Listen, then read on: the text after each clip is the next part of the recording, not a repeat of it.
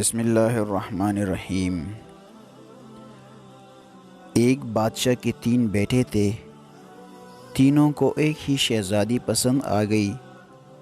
انہوں نے بادشاہ کے سامنے الگ الگ وقت میں اپنی اس خواہش کا اظہار کیا تو بادشاہ سخت پریشان ہوا اور سوچ میں پڑ گیا کہ میرے تینوں بیٹے ہی مجھے بہت عزیز ہیں اور ایک ہی بیٹا شہزادی سے شادی کر سکتا ہے، کہیں ان کا آپس کا اتفاق ختم ہی نہ ہو جائے۔ شہزادی کو جب یہ علم ہوا تو اس نے شادی کی ایک عجیب شرط رکھ لی۔ اس نے کہا، تینوں شہزادے یعنی کامران، احمد اور کاشف میں سے جو بھی میری سب سے پسندیدہ چیز لے کر آئے گا میں اسی سے ہی شادی کروں گی۔ شہزادی نے تینوں بھائیوں کو 1 مہینے کا وقت دیا۔ تینوں بھائی اپنے اپنے گھوڑوں پر سوار ہو کر اپنی منزل کی طرف روانہ ہو گئے اور شہزادی کے لیے پسندیدہ چیز تلاش کرنے کی کوشش کی۔ تینوں بھائیوں نے ایک دوسرے سے وعدہ کیا کہ کچھ بھی ہو جائے مگر ہماری دوستی میں فرق نہیں آنا چاہیے۔ تینوں بھائی ایک مقام سے اپنی اپنی سمت میں روانہ ہو گئے۔ کامران جنوب کی طرف، احمد شمال کی طرف اور کاشف مغربی علاقے کی طرف روانہ ہو گئے۔ شہزادہ کاشف ایک شہر سے گزرا تو اس نے دیکھا کہ ایک درویش نے ہاتھی کا دانت اٹھایا ہوا ہے۔ کاشف نے پوچھا کہ بابا جی یہ ہاتھی کے دانت کو کیوں اٹھایا ہوا ہے؟ درویش نے کہا کہ یہ کوئی معمولی دانت نہیں ہے، یہ بہت ہی قیمتی دانت ہے، اس کے اندر جھانک کر اس چیز کو دیکھا جا سکتا ہے جس کو دیکھنے کی آپ نے دل میں خواہش کی ہو۔ شہزادہ کاشف نے جب درویش کی بات سنی تو وہ بہت خوش ہوا۔ اس نے سوچا اس سے اچھا تحفہ تو شہزادی کے لیے نہیں ہو سکتا ہے۔ اس نے وہ دانت 40,000 درہم میں درویش سے خرید لیا۔ شہزادہ احمد ایک جگہ سے گزرا تو اس نے دیکھا کہ ایک جگہ پر کچھ لوگ جمع ہیں۔ احمد وہاں گیا تو ایک آدمی بستر مرگ پر تھا اور وہ ٹھیک ہو گیا۔ پوچھنے پر لوگوں نے بتایا کہ ایک جادوئی سیب سے آدمی کا علاج کیا گیا۔ اس سیب کی یہ خاصیت تھی کہ جو بھی اس کا تھوڑا سا حصہ کھا لے تو وہ کسی بھی بیماری سے نجات حاصل کر لیتا ہے۔ شہزادہ احمد نے جب یہ سنا تو اس نے وہ سیب سے شہزادی کے لیے 40,000 درہم میں خرید لیا۔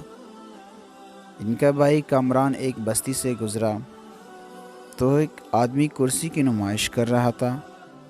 کامران کے پوچھنے پر آدمی نے بتایا، اس کرسی پر بیٹھ کر جس جگہ پر جانے کی خواہش کی جائے تو آدمی وہاں پہنچ جاتا ہے۔ کامران نے وہ کرسی شہزادی کے لیے خرید لی۔ تینوں بھائی دوبارہ ایک مرکز پر اکٹھے ہو گئے تو کامران اور احمد نے کاشف سے کہا کہ تم شہزادی کے لیے کیا چیز خرید کر لائے ہو؟ تو اس نے ہاتھی کا دانت دکھایا اور اس کی خصوصیات بھی بتائیں۔ دونوں نے کہا کہ شہزادی کو دیکھنے کا دل کر رہا ہے، ہماری یہ خواہش پوری کر دو۔ جب انہوں نے ہاتھی کے دانت کے اندر جھانکا تو دیکھا شہزادی کو سانپ نے ڈس لیا ہے۔ وہ تینوں پریشان ہوئے تو کامران نے کہا میری اس کرسی پر بیٹھ جاؤ۔ تینوں کرسی پر بیٹھ گئے تو کامران نے خواہش کی کہ شہزادی کے پاس لے جاؤ تو کرسی اسی وقت ان تینوں کو اڑا کر شہزادی کے پاس لے آئے۔ احمد نے جلدی سے شہزادی کو سیب کا حصہ کھلایا تو شہزادی اسی وقت ٹھیک ہو گئی۔ شہزادی نے کہا میری جان بچانے میں تم تینوں کا کردار ایک جیسا ہی ہے۔ اگر ہاتھی دانت، کرسی اور سیب تینوں میں سے ایک چیز بھی نہ ہوتی تب میری جان نہیں بچ سکتی تھی۔ اب تم تینوں میں تیر اندازی کا مقابلہ ہوگا اور جس کا تیر سب سے دور جائے گا میں اسی سے شادی کروں گی۔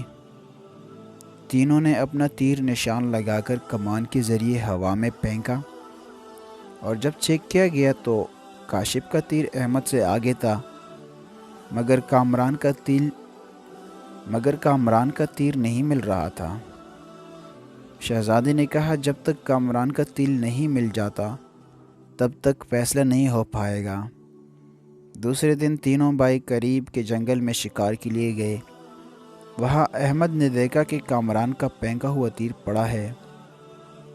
اگر وہ چاہتا تو وہ تیر چھپا سکتا تھا، مگر اس نے تیر اٹھایا اور اپنے بھائی کو گلے لگا کر مبارک دی کہ آپ کی شہزادے سے شادی کی خواہش پوری ہو گئی ہے۔